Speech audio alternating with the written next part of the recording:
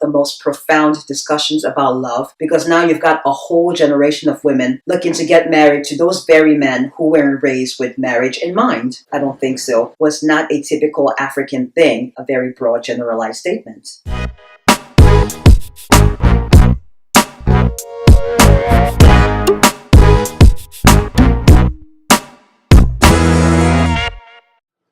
What's up, beautiful people? Welcome and welcome back to my channel. I am so very excited, you guys, which actually reminds me, I always get excited to film whenever I get a great video idea. And then halfway through filming, something kills my vibe. Whether they are cutting grasso, or the neighbors downstairs are blasting your music, or slamming your door so hard I swear this building is gonna collapse, or I haven't had my coffee yet so I'm starting to get cranky, or the UPS or the maintenance guys knocking on my door. But when it comes to editing, I can simply slide on my new beats and truly tune out noisy.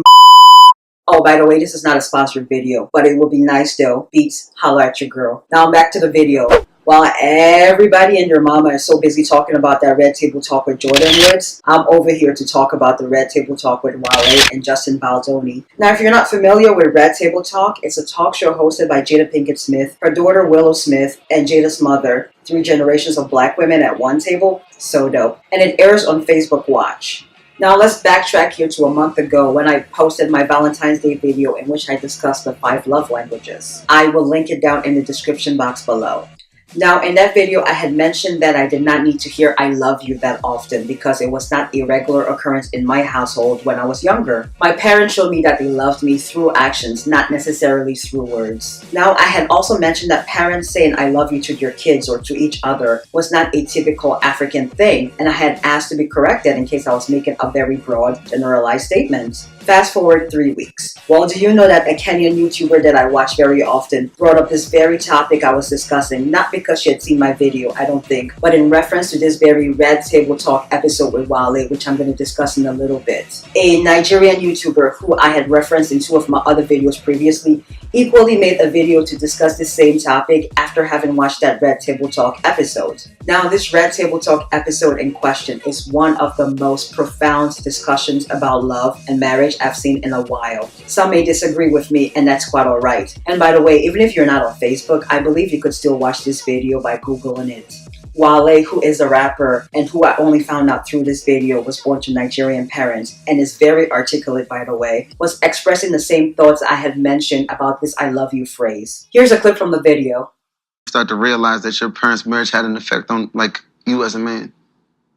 Because me, I never saw my parents. I'm Nigerian. Both my parents Nigerian, and I grew up very, very Nigerian. My mother was always gone. My father was always driving cabs.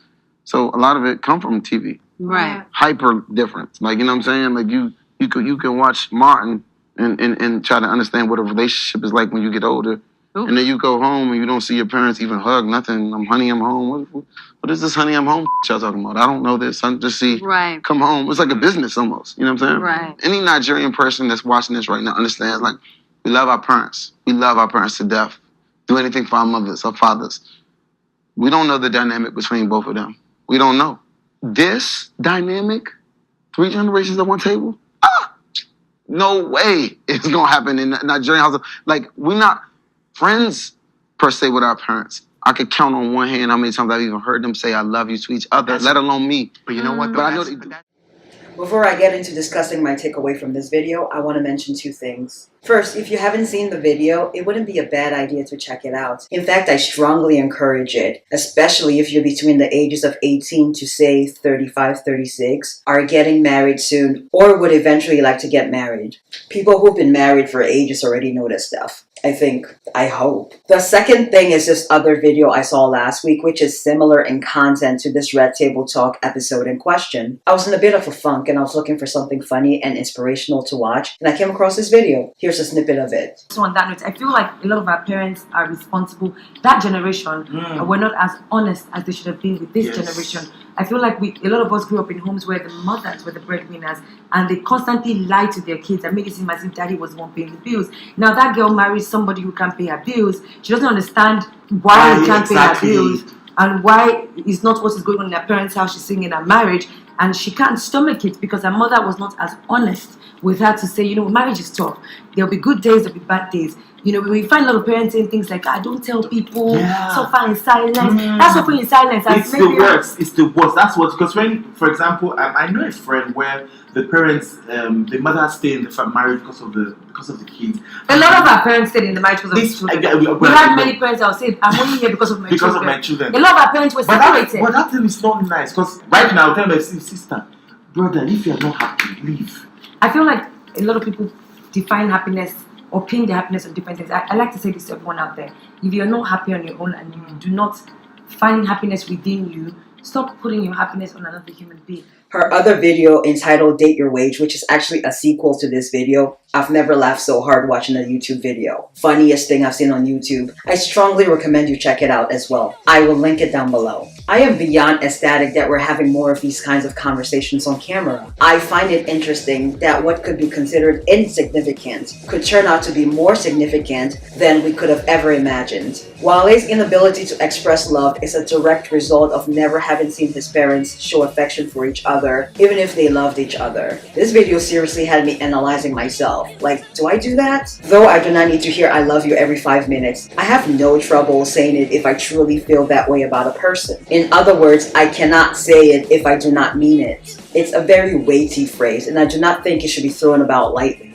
About the other video, let me preface this by saying this, and I've said this in my Cameroon Tag video, which I will link down below, and I will say it again. I truly love my culture and I'm proud of where I come from. However, as I've mentioned in that Cameroon Tag video, there are some things that I do not like about the culture. And here's one of them: women having to pretend. Chimamanda, author of Americana, who I referenced in my winter 2018 Excellent Reads video, which I will link down below for you guys, talks about this a lot in her interviews. Now, she flies back and forth a lot between the US and Nigeria. She says that when she lands in the US, she has to worry about her race. But when she lands in Nigeria, it's her gender that's the problem, so to speak. It's very in your face. That's the bluntness thing I talked about in my Cameroon Tag video. As opposed to the US, where it's kind of subtle because people are afraid of being accused of discrimination against gender or sex. This double standard plays out in regards to marriage. Girls are raised to aspire to marriage. Not in my case, and I'm very thankful to my mother for not putting that kind of pressure on me, but other people's parents were the culprits. While boys, on the other hand, aren't necessarily generally raised to aspire to marriage.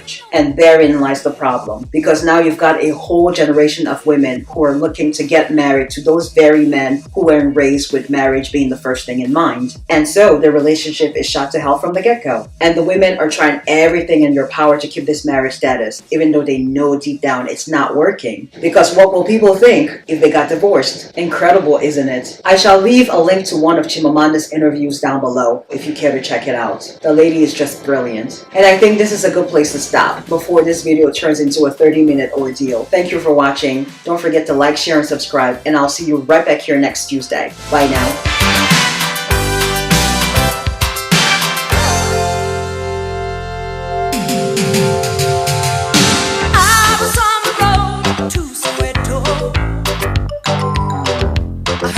Yeah, that was actually really good.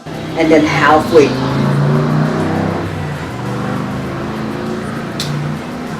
it has begun.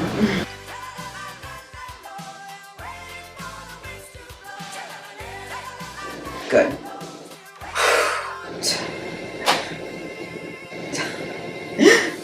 Bye now.